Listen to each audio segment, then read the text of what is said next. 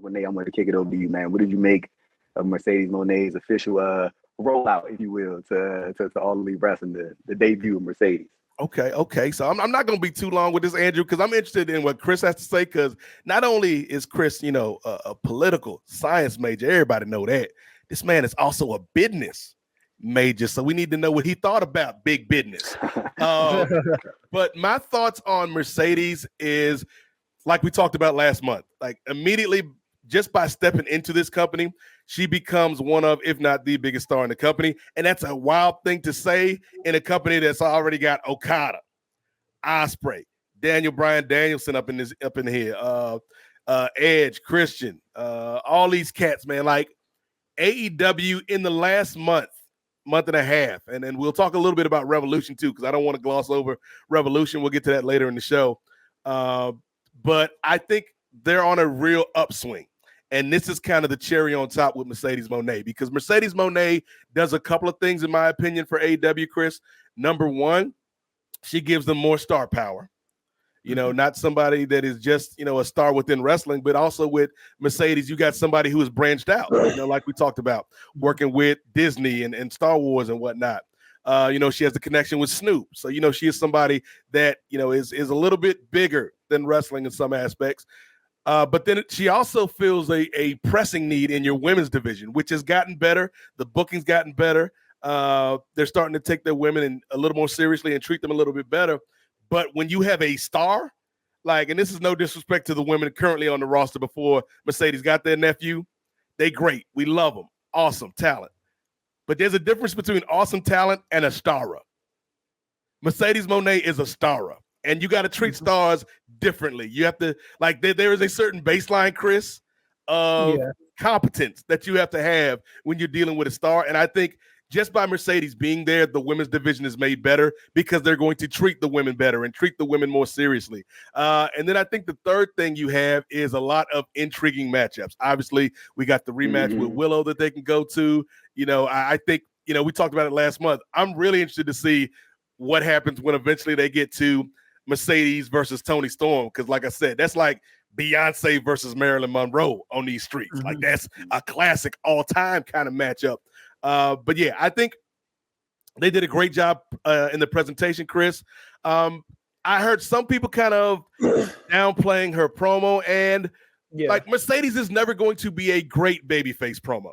I think she's a good babyface promo. Oh, go ahead, Nate. Yeah, I was gonna say, nephew. I think she's a good babyface promo, but she's an amazing heel promo. A heel, bro. Right. She has always been a heel. Just to add on to that, because I know I definitely want to get Chris in here, but I've always thought Mercedes / Sasha Banks has been better when she is a heel. That is when she is in her element. I think that she can play the babyface role. You can get a lot out of her in that space, but there is going to come a point, bro, just the whole, even when the WWE, the whole boss moniker, and just all in the CEO, bro, that is heel personified. And then and then on top of that, you have her in-ring ability as well to couple that with the trash talking and with the moniker and with the pomp and circumstance. But she is heel personified.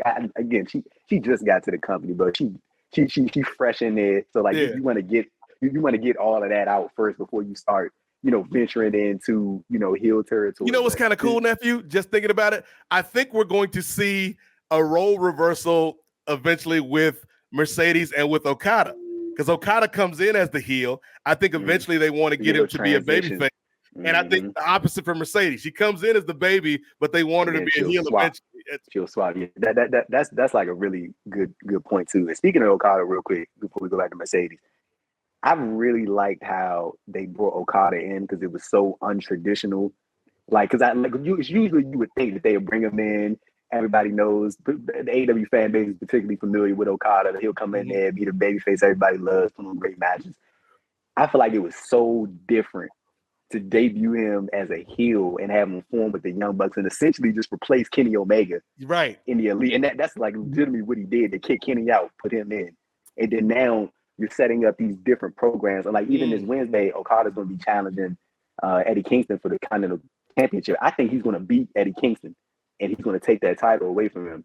And then I think that you'll eventually start to see like these different programs just slowly start to unfold for this dude. So like, but yeah, going back to Mercedes, like I think that she is heel personified, and I can't wait till we get that point. But I'm definitely going to enjoy this baby face run that we're about to embark on. But yeah, as far as like the women's division goes, man, like I don't think it's necessarily like fair for people to expect her to just be the person that's going to change everything, because I feel like that puts a lot of unnecessary expectations on her. But I do think that I think she even said it in the interview. I'm gonna bring that up after we get Chris in here. But like I know she had like touched on like she's not scared of that responsibility. It's not something that she's like, this is like, she's just saying like if that is what I got to do, then that's what we're gonna do. But taking it over to Chris, man, what would you think of the whole rollout for Mercedes? I give it a 8 out of 10. I thought it was as good as they could from what they did from the beginning.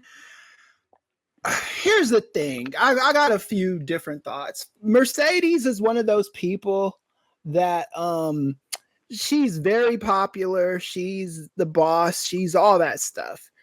They should have announced her being on TV just if you just look at the rating that they got.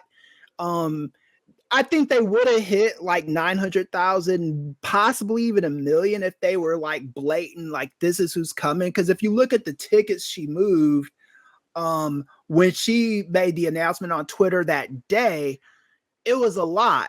So I think you can't do the copy paste CM Punk thing all the time. Yeah. CM Punk was a very unique situation. That brother hadn't wrestled in 7 years, how long? 8 years.